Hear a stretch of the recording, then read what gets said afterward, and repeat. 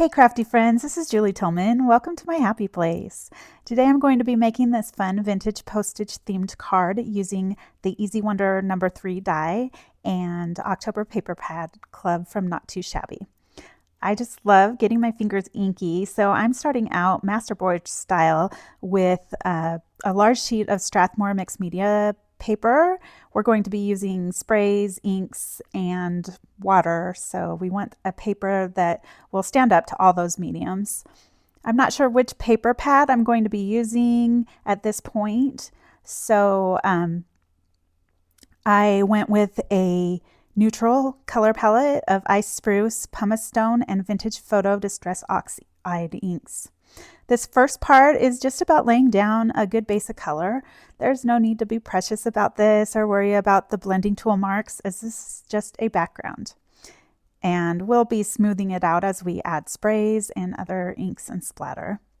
Throughout this process, I'll be laying down color, spritzing with water or splatter, blotting with a paper towel, and drying, then repeating as I build up variations in tone and texture, as well as blending between colors while still leaving some contrast between light and dark. So while you watch that, I'll tell you a little bit about myself and the hop that I'm participating in today. My teammates and I are hopping across Instagram and YouTube to hit our next personal milestones, and we'd love for you to join us. If you're looking for fresh ideas, fun tutorials, or just some creative energy, I hope you'll check out everyone on this hop. There's a collaboration playlist in the description box below where you can meet all these talented creatives. We appreciate your support and the support of the many companies we design for, some of whom have donated prizes for us to give away. So be sure to check for the link to the entry form in the description to be eligible for prizes. Winners will be announced live on YouTube by Lynn at LV Handcrafted on October 29th. You'll have 48 hours to claim your prize, so make sure to watch to see if you've won. So a little bit about myself. I posted my first YouTube video like 12 years ago when I was in a wild time of life. I was illustrating and running Verve stamps by myself, as well as running the weekly Mojo Monday Card Sketch Challenge blog, and I was raising infant twins. So needless to say, there was never enough time in the day. Since then, I've dabbled in videos, but I've never really promoted my channel. I honestly had no idea how many followers I had when Lynn asked if we wanted to join this hop. So my goals are pretty small, and I would just be overjoyed if even just one of you decided to subscribe and ring that bell to continue seeing my content.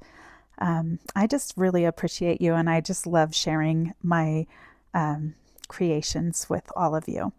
My first love is stamping and card making, but I also love to make treat boxes as well as sprinkle in a few mixed media projects and or backgrounds here and there. I'm hoping to get on a more regular schedule of content in the coming months, so stay tuned for that. And that's probably enough about me. So let's get back to this card making session.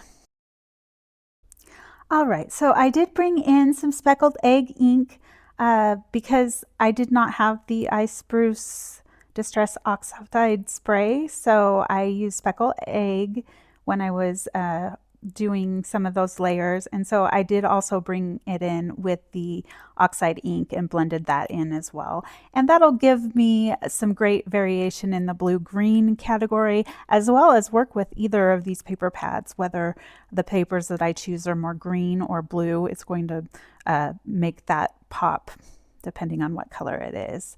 So I'm just going in now with some splatters. I went in with white acrylic ink, and now I am going in with vintage photo distress spritz, and I just love the little bit of shimmer. I love the little surprise of a little bit of sparkle in a grungy kind of project. So that finished up the background, and I cut it down with the Easy Wonder 3 die, and it gave me some extra pieces that I can layer with. And I also ended up cutting a bunch of accents from the Easy Wonder 3 add-on die from gold foil. And now I have pulled in the Mary Merry Mail stamp of the month from Not Too Shabby, and I'm embossing that onto the postage grid, that little seal in the corner, and it perfectly fits one of those, the circle dies from the add-on. And now I am just embossing some little accents onto the layering pieces, and I just love to emboss. So that's probably the most used tool in my craft room is my heat gun, because I use it for both drying things and for embossing. And I emboss a lot of details, as well as almost every sentiment that I put on a card gets embossed. I just love the way that it just gives that professional raised look to it. So I am stamping off the corner there for that, and I pulled in the Distress glaze in Speckled Egg for a tone-on-tone look. And now I'm bringing in some twine, and I just wanted to wrap this and make it look like a little bundle of postcards or mail that's coming your way. If you wanted a flatter card, instead of the baker's twine, you could use just some twine, some thread, and you'd get that look, but without as much bulk. But my cards are usually bulky because I like adding all the things. So I chose some paper from the special delivery. I made a decision and I liked those little birdies, so I cut that out with the dies, and then I decided that this seal was a little too dark to read it very well, so I redid that little panel and cut it out with the die.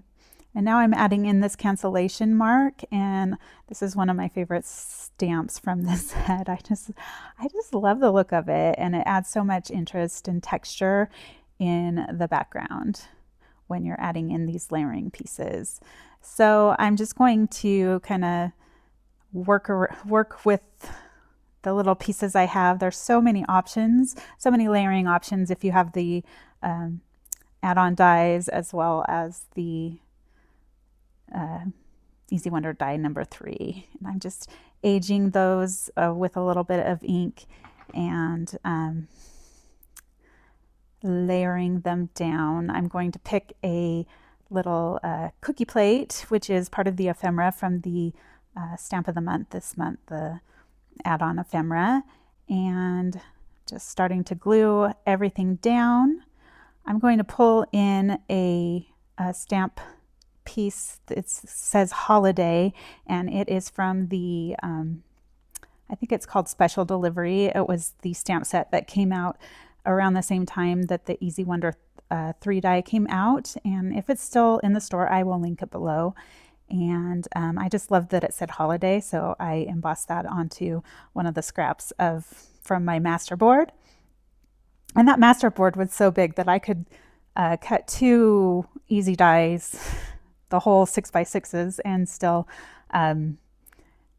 have extra pieces. I think it was a 9x12 that I started with. So I'm adding a little dimension to the seal in the middle, as well as to those cookies. And now I'm just going to add that to the card base. And that will finish things up. Thanks so much for stopping by. I hope you enjoyed this process. Be sure to check the description box below for all the details about the giveaway and the hop, and I will catch you on the next one.